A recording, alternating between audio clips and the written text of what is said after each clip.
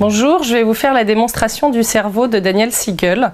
Daniel Siegel est un neuropsychiatre américain qui a modélisé le cerveau dans la main. Il utilise l'avant-bras comme étant la colonne vertébrale et puis quand on rabat le pouce sur la paume de la main, c'est ce qu'il appelle le tronc cérébral ou le cerveau moyen et c'est le siège, la partie limbique du cerveau, le siège des émotions et des réactions en cas de stress, soit l'attaque, l'immobilisation, la fuite.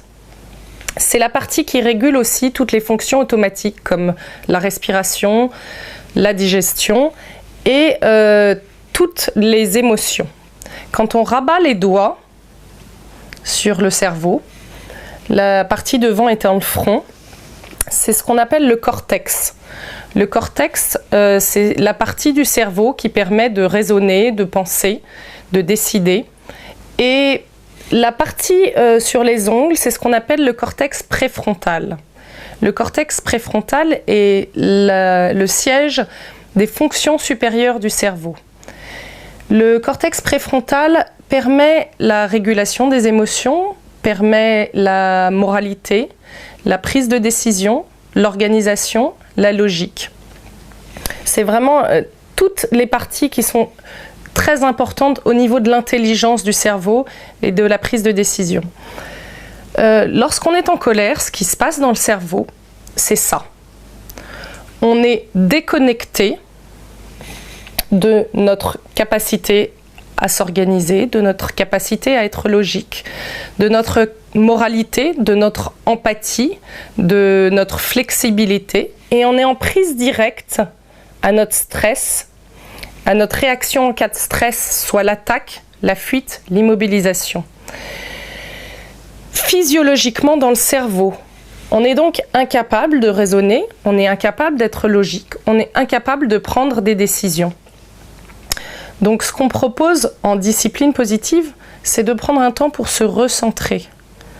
Juste le temps que le cerveau puisse avoir accès de nouveau à toutes ces fonctions supérieures du cerveau, soit l'organisation, la moralité, l'empathie, la prise de décision, la logique et la capacité à trouver des solutions. Il existe un phénomène qui s'appelle les neurones miroirs. Les neurones miroirs, c'est ce qui fait que quand on ouvre la bouche, qu'on donne à manger à un bébé, le bébé ouvre la bouche. Quand on bâille, la personne en face de nous bâille. C'est situé à cet endroit-là dans le cerveau. Et ces neurones miroirs font que lorsqu'on est en colère, qu'on est en réaction de stress, la personne en face de nous, en 10 secondes, est dans le même état. J'arrive le soir à la maison et mon fils laisse traîner ses chaussures. Si j'ai une journée moindrement fatigante, chargée de stress et d'émotions, il y a toutes les chances qu'en 10 secondes, je sois comme ça. Je commence à crier, à lui dire « Comment t'as pas rangé tes chaussures? J'ai failli me casser la figure ». Et en 10 secondes, lui est comme ça, et là, c'est l'escalade. Ça monte, ça monte, ça monte.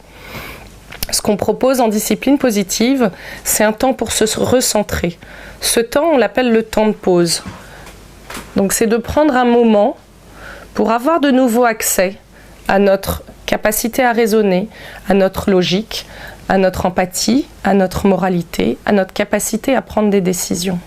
Enfin, pour les adolescents, il a été démontré scientifiquement que les connexions neuronales ne sont pas terminées. L'adolescent est donc comme ça. Il est beaucoup plus facilement en prise directe à ses émotions et à ses réactions en cas de stress, soit l'attaque, la fuite, l'immobilisation. Et que beaucoup plus facilement il se déconnecte et beaucoup plus facilement il perd donc son empathie, sa moralité, son raisonnement, sa logique. Ce qui peut expliquer parfois certaines prises de risques. Le cerveau de l'adolescent et ses connexions se terminent à 25 ans.